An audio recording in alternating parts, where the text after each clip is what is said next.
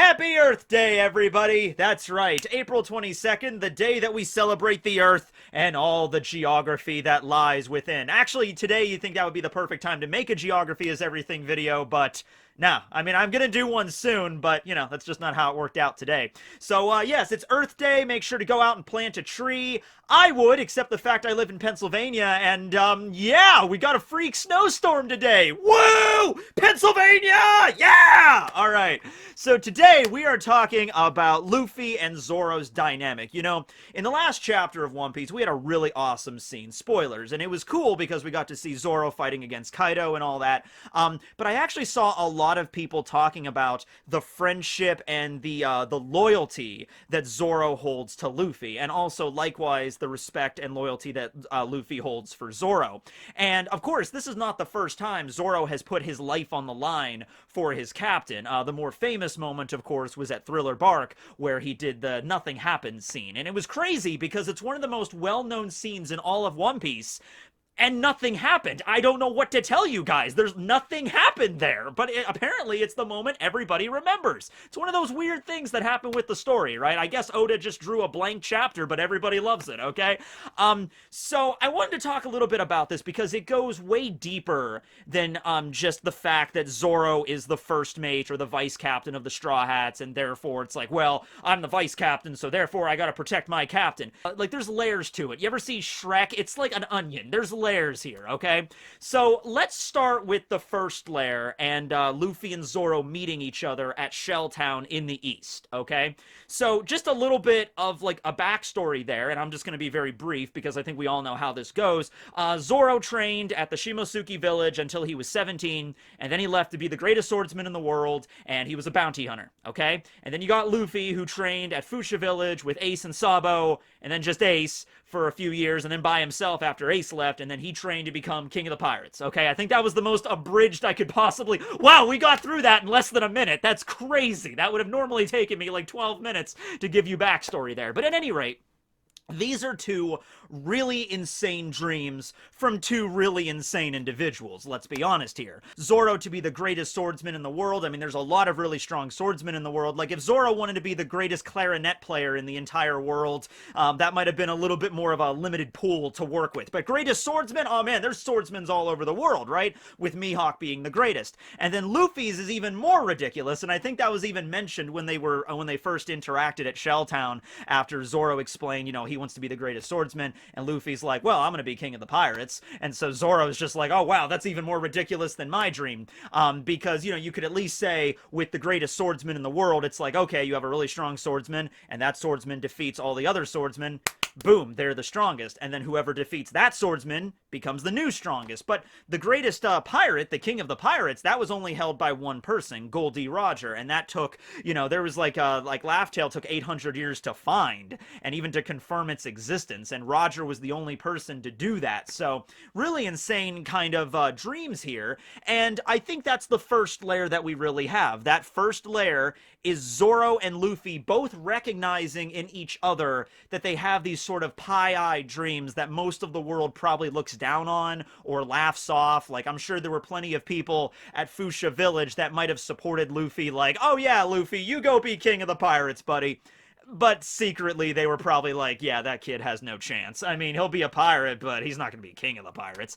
And likewise, I'm sure there's a lot of people that Zoro trained with at the dojo with Koshiro and everybody. Maybe Koshiro believed in Zoro, but there were a lot of people that probably went through the dojo while he trained. Maybe Saga was one of them from the 5th One Piece movie. But a lot of people were probably like training with Zoro, and Zoro was like, well, I'm going to be the greatest swordsman in the world. And he might have been the strongest at Shimosuke Village, but I'm sure there were people that were like, you're not going to be able to beat Dracula Mihawk. Like, you're simply not going to be able to beat him. He's too strong, right? And plus all the other really strong swordsmen in the world there. So they both recognize that, and they're like, you know what? You join my crew, Zoro. And Zoro's like, why not? And keep in mind also, Zoro was not like married to the concept of being a bounty hunter. It wasn't like, you know, I can't be a pirate. I'm the pirate hunter. I can't be a pirate and be a pirate hunter. That just doesn't make any sense. Zoro didn't care about any of that stuff. He's just like, look, I'm out to seek strong swordsmen and fight them and, you know, raise my notoriety as a swordsman in the world, and whatever I'm doing that helps me do that, I'm fine. So that's kind of the first layer there. But it actually becomes something. And it doesn't happen right away. It takes a little while after Luffy and Zoro travel around for quite some time, and they start to really understand each other a little bit better. It actually becomes this thing where when we get to the time skip and we have the moment where Zoro bows before Mihawk, you know, where Zoro is willing to kind of put his own pride and his own dream on the line, that's when we get to the idea that Zoro is not necessarily fighting all for just his dream and his goal, but for Luffy's dream and his goal. And I think it's vice versa. And so it's sort of this idea, like, from Zoro's perspective, I can't be the greatest swordsman in the world until Luffy becomes king of the pirates. And from Luffy's perspective, I can't properly be called king of the pirates until Zoro is the greatest swordsman. Now, semantics argument, you could say that, like, yeah, technically speaking, Luffy could be the king of the pirates and Zoro doesn't have to be the greatest swordsman in the world, but that's not what we're talking about. It's sort of like Zoro's responsibility is to not just become the strongest swordsman, but his responsibility is to get Luffy to be king of the pirates. And then Luffy's dream is to become king of the pirates and then push Zoro to become the greatest swordsman, because that way it's sort of like you have somebody else's responsibility, someone else's life in your hands, and that's a little bit more of a drive. That kind of lights a fire under your ass a little bit more, that like, okay, this isn't just something goofy that I'm out doing on my own. I now have an entire, from Luffy's perspective, I have an entire crew, right? And it's not just Zoro's dream, it's all of their dreams. Luffy wants Nami to draw the map of the world. Luffy wants to see Usopp be confident as the great warrior of the sea. Luffy wants Chopper to be the greatest doctor.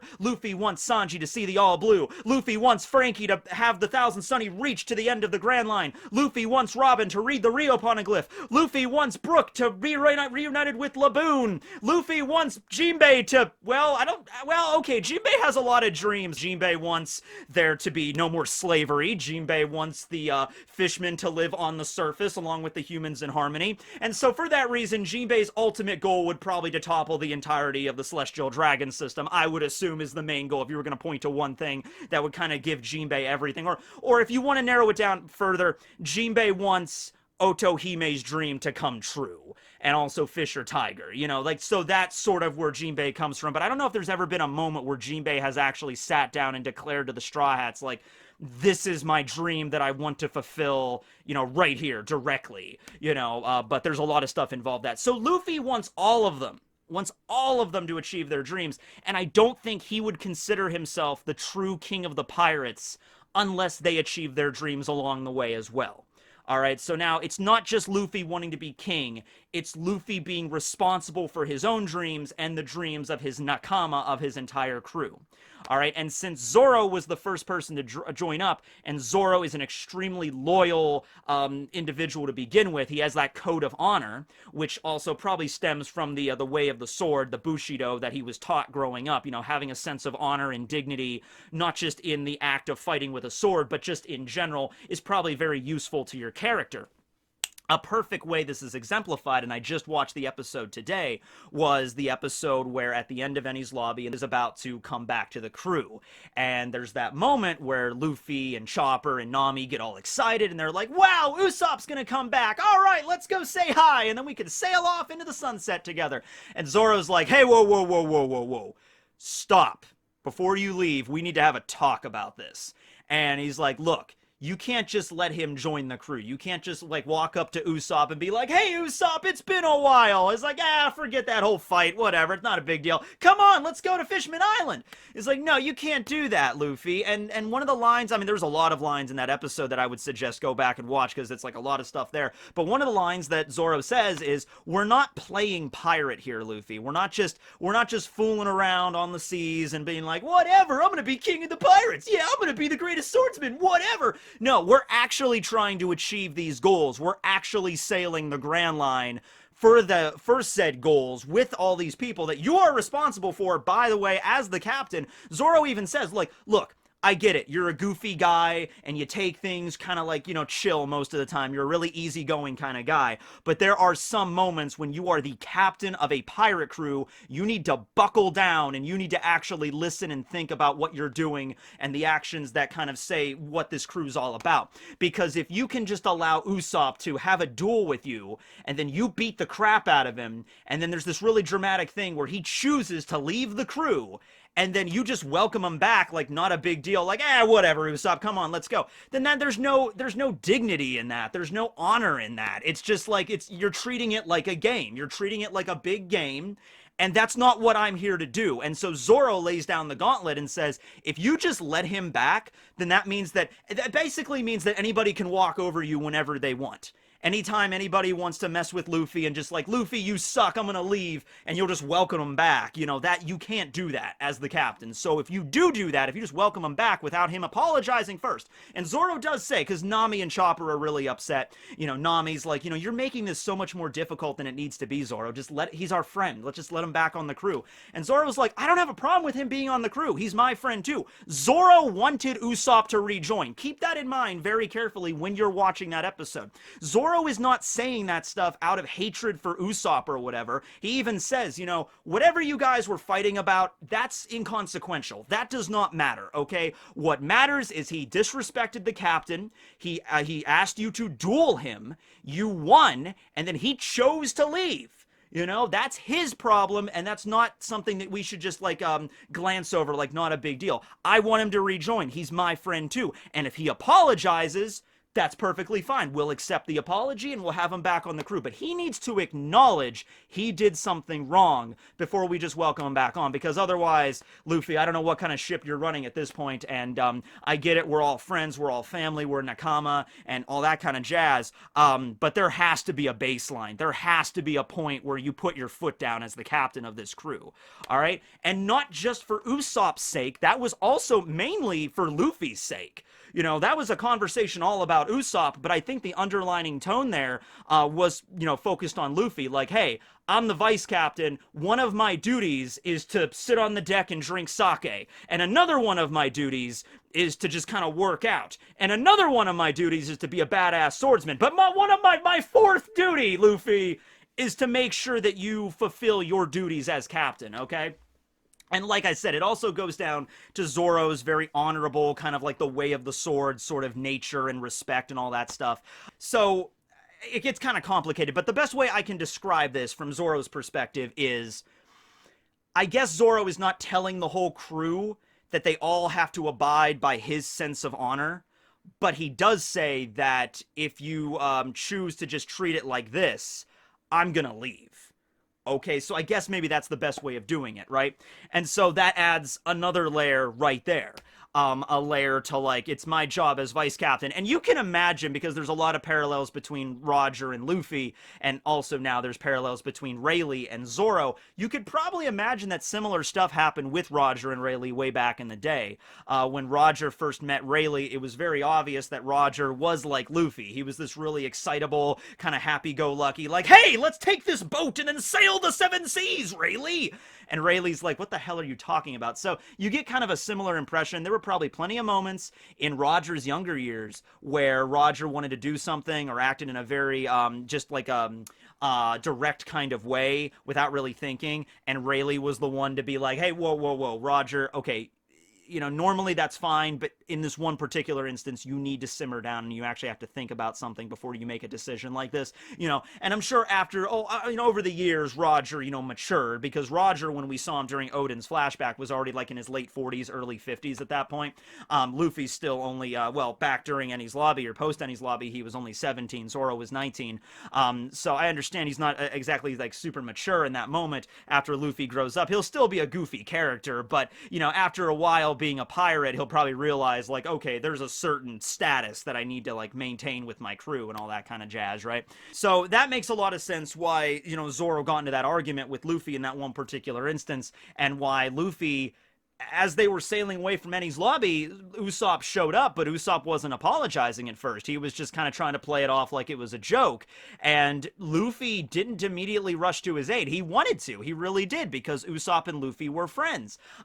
Even after that argument they had, they were still friends. But he's like, you're right. I need to put my foot down here. I can't just welcome him back. In fact, there was even a point that was actually kind of sad to watch, where Luffy was like accepting that Usopp wasn't going to come back, and he was like, well, I mean, Usopp wants to be a brave warrior of the sea. I'm sure that won't change. So he'll probably be a pirate and he'll head out to sea, and maybe we'll see him again someday. Like, Luffy is very upset by this. He's kind of like, well, I mean, like, Usopp's not going to come back, but, you know, maybe we'll see him again someday. Oh, I hope he comes back. You know, like, that's how Luffy was, and Zoro could see it was difficult on him, but I mean, that's it. You know, being a pirate captain, it isn't all fun and games a lot of times. But then, of course, Usopp does break down. He starts crying. He apologizes, and Luffy welcomes him back. And Zoro's fine there, too. Zoro's not just like, you know, okay, but just make sure next time you pull this shit. You know, nothing like that. It's like, okay, he understood what he did was wrong. He apologized. We're his family. We'll accept him back. And everything's good. All right, you know, just understand you can't just do this whenever you get into an argument with Luffy. You can't just like leave the crew and expect to be welcomed back with open arms. That's really what Zoro was kind of afraid of there. So then we get to Thriller Bark. Then we get to the Thriller Bark arc where it is laid down even further, where you have this moment with Kuma pretty much having the entire crew dead to rights. Kuma could have slaughtered all of them. There was really nothing that overly stopped him. Even Zoro still being conscious, you know, after the Urasasa shock. Kuma's just walking around the battlefield. Zoro jumps out, uses Lion's Song. You really get the impression Zoro was so beat up at that point and so weakened, you know, Kuma could have easily defeated him. Or if, like, Kuma was just annoyed, he could have sent Zoro flying away. So it isn't a situation where, like, oh, yeah, you know, Kuma's like, I will defeat Luffy, but, oh, Zoro's here. So, no, it's a situation where Zoro, I think, realizes right there, there's no way we can beat you. There's no way we can win. I mean, we already had this fight with Oars and Moria all throughout the night. We're beat to shit. A lot of us are missing our shadows at this point. Well, no, at that point, their shadows had returned, but still, they were all beat to crap. And then Kuma shows up with the Urasasa shock. So I think Zoro realized, we can't win. The best I can do is appeal to this guy's sense of honor. And hope he has one, because if Kuma was really a robot at that point, if Kuma truly was the PX0 through and through, or if he was a more bloodthirsty character, like if Kuma was Doflamingo, like if the government said Doflamingo instead of Kuma, they'd be dead. They'd be all dead. Like, you know, it's like, Doflamingo, go to Thriller Bark because Moria failed and make sure the Straw Hats don't come out alive, or at least make sure to get Luffy's head. I don't think Doflamingo would have accepted, you know, Zoro's proposal as much, you know, or if it was a much more, like, intense kind of situation with somebody else they sent, like if they sent Aka Inu, oh god. If Aka Inu went there instead of Kuma, they'd all be dead. So you have a moment where Zoro's like, hey, listen, I know my head is not worth as much as his, but, you know, if you want my captain, you got to go through me or take me instead. And that's, once again, one of the many examples of Zoro being willing to not only put his dream aside, but his life aside for Luffy's dream. Because also, I have to imagine, Zoro did not know he was going to survive that. All right. Zoro's a pretty tanky dude, but he didn't know he was going to survive that. So maybe Zoro's perspective is a little bit like, if I die here, that'll inspire Luffy to push forward. If I die right here at Thriller Bark, Zoro is gone. Luffy will be like, I need to achieve, you know, I need to become king of the pirates. And that's like the ultimate flame you can light under somebody. So Zoro didn't know what was going to happen, but he knew he had to do it. And so he took on, and thankfully Kuma was amenable to that. Thankfully Kuma did have a sense of honor. And he's like, all right, after that big dramatic speech and everything, I can't just kill you. I mean, I might be like 90% robot at this point, but even I have standards, dude. Jeez. So he does the whole bubble thing, and he's like, tell you what, I'm not letting you off for free, though. You have to, if you're willing to take his space, his spot, you have to literally take all the pain and exhaustion into yourself. And if you can do that, I'll leave. And Zoro accepts, and then a bunch of nothing happens, I guess, whatever, and then not everything's good after that. Zoro's still banged up for quite some time after that. And of course, to add another layer to that, even deeper, Zoro does not want Luffy to know that. Zoro does not want any sort of credit for that, or any sort of, like, thanks even. You know, he even expressly tells, you know, do not tell Luffy about what happened. There are a few people that know. Sanji knew because he woke up as well before Zoro knocked him out again. Brook was there, he saw it, and Robin was there because Robin actually wasn't conscious, but she listened to the Risky Brothers later on with Sanji, and she overheard what happened. So only a few members of the crew actually know how this went down. So Nami, Usopp, Chopper, yeah, they don't, Frankie, I don't think they actually know about the nothing happened moment, okay? And I don't think Robin or anybody would have told them because that's, like, super secretive and everything. So, yeah, Zoro was not doing that to get some kind of accolade at the end of the day, like Luffy going up to Zoro like, you saved my life, Zoro, you're a true man, you're a true vice captain of the Straw Hat crew. He didn't want anything like that. He's just like, look, this is the way it goes, okay? He's the captain, he's going to be king of the pirates. I'm the vice captain, you got to go through me first. And then the same thing happened, not as dramatic, but still pretty dramatic, in the last chapter when he was going up against Kaido, and he's like, hey Kaido, before you go over and finish Luffy off, hey, you got to finish me off first. It's like his code. It's just like, no. It's like, same thing happened with Marco and Whitebeard. Marco, same thing. When, I remember when Kizaru went to attack Whitebeard, Marco shows up and he has that line of just like, hey, you can't just attack the king so easily. You have to go through all the pieces first, right? Same basic idea with Zoro there. So that's another layer there of their characters and everything like that. Now, they don't express this outwardly that much. Zoro is a very stoic character, and unless you get to a boiling point like the moment with Usopp, that's when he'll speak up and really speak his mind in a big way of just like, okay, this is why I don't like this, and this is why I think this stands for what we're going against and all that stuff. But usually he doesn't really speak up in that way. And Luffy, like I said, very happy-go-lucky, very excitable kind of kid, and he's only going to, you know, he has moments when it gets serious, but only like when his crew is injured or his crew is kidnapped or taken away or something.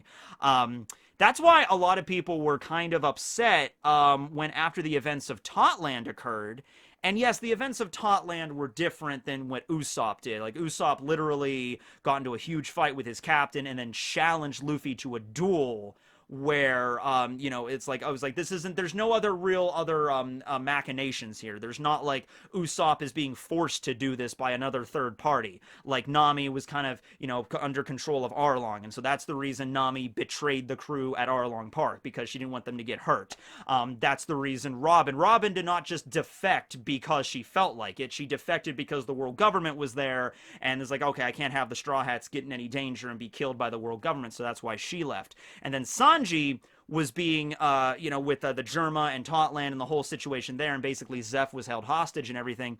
Yes, Luffy and Sanji did fight, and so people were thinking, like, is Zoro going to be upset over that? Is Zoro going to find out that Sanji fought against their captain, and there's going to be some kind of, like, moment between them there? And I don't even know if Zoro found out about that, because he wasn't there during Totland, and I don't know if the Straw Hats ever talked to him about it. I could see Sanji kind of being like, hey, don't tell Zoro that I fought Luffy, like, I kicked him in the face and knocked out one of his teeth, and just like, yeah, it's okay, we won't tell him, right?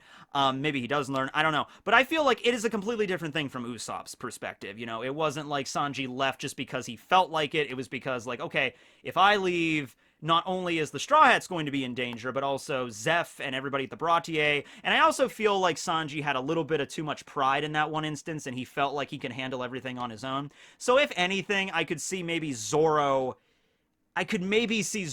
like, going up against Sanji in that regard, kind of having a little bit of a grudge against him, like, you know, your pride, you couldn't put your pride aside in that one particular instance, you couldn't have asked us for help, you know, but it was very clearly not his own decision, okay? There were other things at play here that were forcing his hand.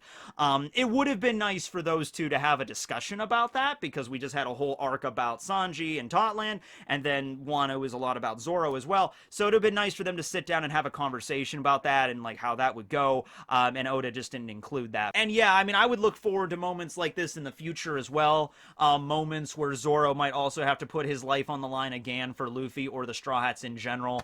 Or a moment where I would like to see the inverse here, where Luffy also kind of respects, like, maybe there's a moment where Luffy and Zoro are up against the Blackbeard pirates, and then Zoro's going to go fight Shiryu, and there might be a moment there where Luffy talks about Zoro's dream and something of that nature. I'm not really sure how it would all go down, but it's definitely going to come up. It's definitely a theme that is very prevalent in the story that Oda likes to have a lot of fun playing with. So, yeah. Anyway, hope you guys enjoyed this video. This will be Tekking and Barry signing out. Happy Earth Day, everybody!